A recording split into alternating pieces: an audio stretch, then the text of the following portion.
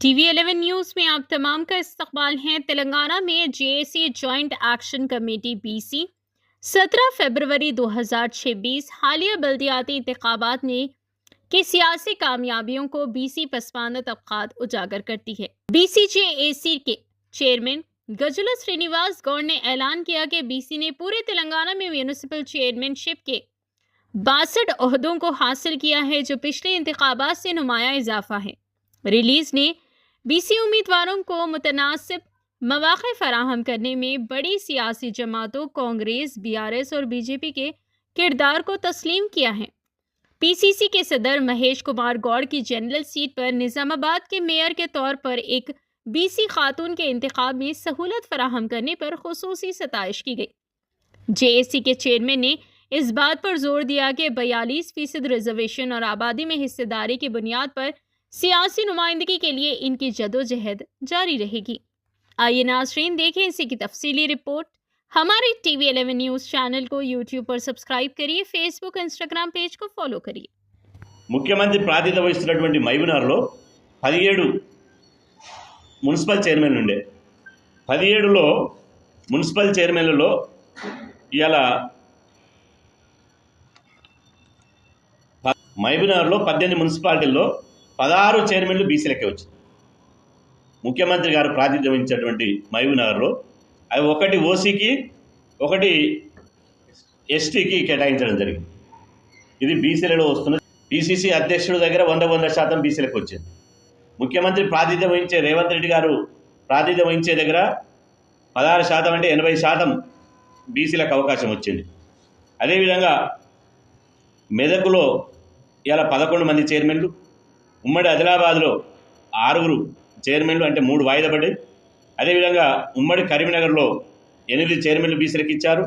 నల్గొండలో 17కు 9 ఇచ్చారు, అంటే 50% దక్కింది. రంగారెడ్డి జిల్లాలో బీసీలకు 3 ఇచ్చారు, ఇలా 1 వాయిదా పడ్డది.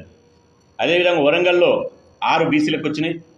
ఖమ్మంలో డిప్యూటీ సీఎం బట్టి విక్రమార్క గారు, అదేవిధంగా రెవెన్యూ శాఖ మంత్రి పొంగులేటి శ్రీనివాసరెడ్డి గారు ఇద్దరు ప్రాతినిధ్యం వహించేటువంటి ఖమ్మం జిల్లాలో ఇల్లందు అనేది బీసీ ఉమెన్కు రిజర్వేషన్ అయింది. ఆ ఒక్కటి మాత్రమే బీసీకి వచ్చింది. రిజర్వేషన్ అయినటువంటి ఒక్కటి మాత్రమే బీసీకి వచ్చింది. మిగతా అన్ని SC STలోను మిగతా మొత్తం అగ్రకులాలకే కేటాయించింది. అంటే బీసీలకు ఖమ్మం జిల్లాలోనే అన్యాయం జరిగింది. ఉమ్మడి 10 జిల్లాల్లో ఖమ్మంలో మాత్రమే బీసీలకు అన్యాయం జరిగింది. అది పొంగులేటి శ్రీనివాసరెడ్డి గారి రూపంలో, మరి బట్టి విక్రమార్క గారు పొద్దున్న లేస్తే సామాజిక న్యాయం అని చెప్పి ఇలా మాట్లాడుతుంటారు. ఆయన పెద్ద ఆయన, మా బహుజన బిడ్డ. కానీ ఎందుకో బట్టి విక్రమార్క గారిని అక్కడ ఆయన మాట నెగ్గిందా నెగ్గలేదా మాకు తెలియదు. కాబట్టి ఖమ్మం జిల్లాలో బీసీలకు అన్యాయం జరిగింది. అదేవిధంగా ఇవాళ కాంగ్రెస్ పార్టీ నుంచి టీఆర్ఎస్ పార్టీ 17 మున్సిపల్ చైర్మన్లు అయింది. టీఆర్ఎస్ పార్టీ 17 మున్సిపల్ చైర్మన్లో ఇవాళ బీసీలకు 12 మున్సిపల్ చైర్మన్లుగా బీసీలకు అవకాశం ఇచ్చింది. ఇది అభినందనీయం. టీఆర్ఎస్ పార్టీకి కూడా అభినందనీయం, ధన్యవాదాలు. అదేవిధంగా బీజేపీ ఎట్లా కరీంనగర్ బీసీ అయింది కాబట్టి బీసీకి వచ్చింది. అదేవిధంగా వాళ్లకు నారాయణపేట మున్సిపల్ చైర్మన్ వచ్చింది. ఒకటి అవకాశం వస్తే బీజేపీ ఒకటి బీసీలకు ఇచ్చింది. బీజేపీ కూడా అభినందనలు, ధన్యవాదాలు. అదేవిధంగా ఫార్వర్డ్ బ్లాక్ ఏదైతే ఉందో అది కూడా బీసీకే వచ్చింది. అదేవిధంగా ఇలా కమ్యూనిస్టులకు చైర్మన్లకు అవకాశం రాలే. కొత్తగూడెం CPIకి వచ్చింది, అది ST రిజర్వేషన్ కాబట్టి STకి ఇచ్చింది. మొత్తంగా చూస్తే ఈ 66లో 12 పోతే బీసీలకు అవకాశం ఇచ్చింది. 54 మంది మున్సిపల్ చైర్మన్లుగా కాంగ్రెస్ పార్టీ నుంచి బీసీలకు అవకాశం వచ్చింది. కాంగ్రెస్ పార్టీకి ధన్యవాదాలు తెలియజేస్తున్నాం. ముఖ్యంగా మాకు తెలిసినటువంటి సమాచారం ఏంటంటే రాహుల్ గాంధీ గారు చాలా స్పష్టంగా బీసీలకు అవకాశం ఇవ్వాలి, వాళ్ళ జనాభా దామాష ప్రకారం వాళ్ళ వాటా వాళ్ళకు దక్కాలని చెప్పి ఇవాళ వారు అన్నట్టు తెలిసింది. దానికి అనుగుణంగానే మాకు PCC అధ్యక్షునిగా ఒక BC బిడ్డ మహేష్ కుమార్ గౌడ్ గారు ఉండడం మూలంగా ఇవాళ బీసీలకు కాంగ్రెస్ పార్టీలో ఈ న్యాయం జరిగిందని మేము భావిస్తున్నాం.